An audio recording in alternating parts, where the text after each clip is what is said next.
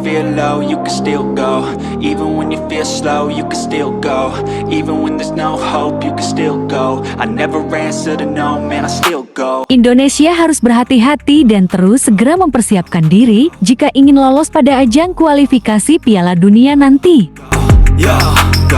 Pasalnya, beberapa tim yang berada dalam satu grup dengan Indonesia, seperti Arab Saudi dan Bahrain, tengah mempersiapkan diri dengan mengikuti turnamen pada daratan negara-negara Arab di ajang Gulf Cup atau dikenal dengan Piala Teluk.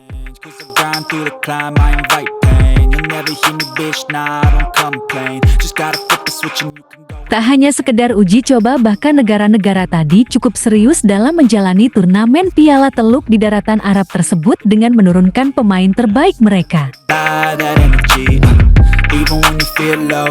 Pada laga pertama saat Arab melawan Bahrain, mereka bermain dengan skuad terbaik dan melakukan dengan skema baru mereka.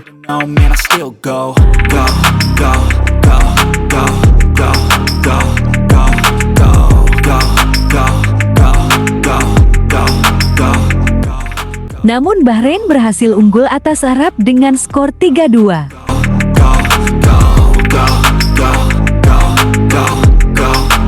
Selanjutnya pada laga kedua Bahrain berhadapan dengan Irak.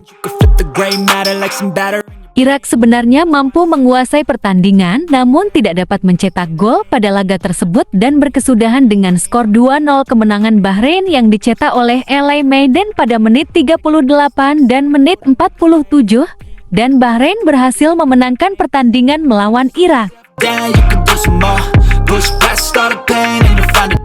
Sedangkan di partai lain, Arab Saudi berhasil menang tipis atas Yaman dengan skor 3-2 melalui gol Muhammad Kanau pada menit 30, Musab Al-Mujawir menit 57 dari titik putih penalti, dan Al-Hamdan menit 90+3.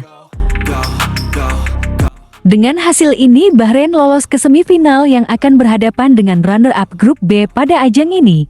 Sedangkan Arab Saudi masih harus memperebutkan tiket ke semifinal dengan berhadapan dengan Irak pada hari Sabtu 28 Desember tahun 2024.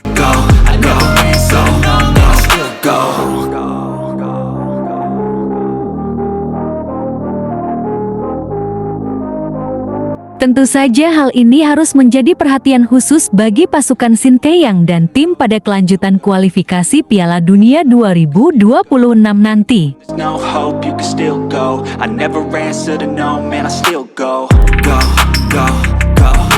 Pasalnya Bahrain dan Arab berada dalam satu grup yang sama dengan Indonesia.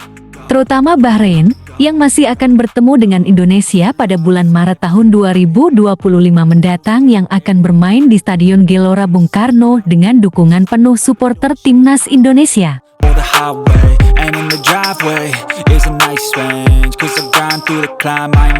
Pada laga nanti, timnas Indonesia harus bermain dengan kekuatan penuh, termasuk supporter juga harus bersatu dalam memberikan dukungan di dalam stadion maupun di luar stadion.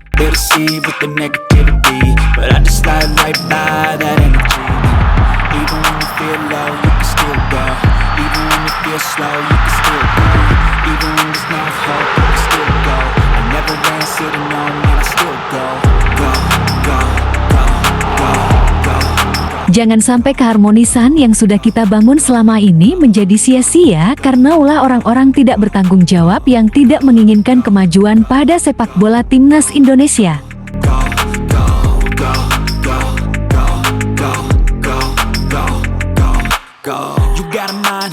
Evaluasi harus selalu ada, baik dari PSSI, latih, staf, supporter, dan pemain itu sendiri.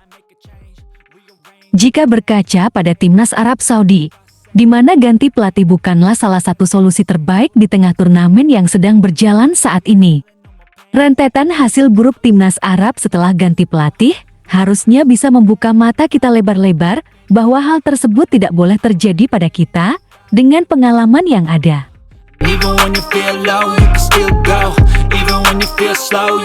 Semua pihak harus bisa berfokus untuk menatap ke masa depan yang lebih penting, di mana masih banyak kekurangan timnas yang harus diperbaiki, seperti kekurangan timnas dalam mencetak gol pada pertandingan-pertandingan penting sebelumnya. Hal ini harus segera diselesaikan oleh pelatih dan PSSI. Dengan mempercepat proses perpindahan negara pemain keturunan yang berada di posisi striker demi menambah dagedor timnas seperti Oli Romeni, Morozalista, dan bahkan Miliano Jonathan. Even when you feel low, you can still go.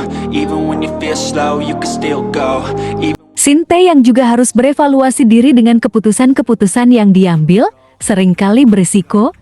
Seperti pada pertandingan saat melawan Cina, pemain yang diturunkan tidak seperti biasanya, yang sudah terlihat lebih kompak, malah digantikan oleh pemain yang jarang tampil selama ini, dan hasilnya Indonesia harus kalah 2-1 atas Cina.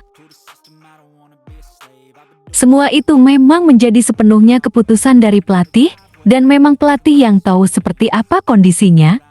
Namun hal tersebut harus bisa diatasi oleh pelatih, agar timnas bisa memaksimalkan poin di sisa pertandingan yang ada, dan tidak membuat keputusan-keputusan yang dapat merugikan timnas selanjutnya.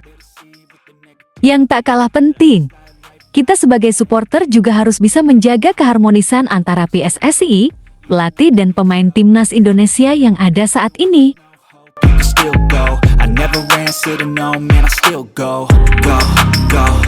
Seperti isu-isu dari buzzer yang beredar akhir-akhir ini, seharusnya kita tidak terpengaruh dan lebih bisa menguatkan untuk mendukung timnas Indonesia dan PSSI yang sudah berjalan cukup baik sampai saat ini, karena buzzer hanyalah para pembenci PSSI dan Sinteyong yang datang saat timnas kalah dan sembunyi ketika timnas menang tanpa melihat proses yang sudah dilalui.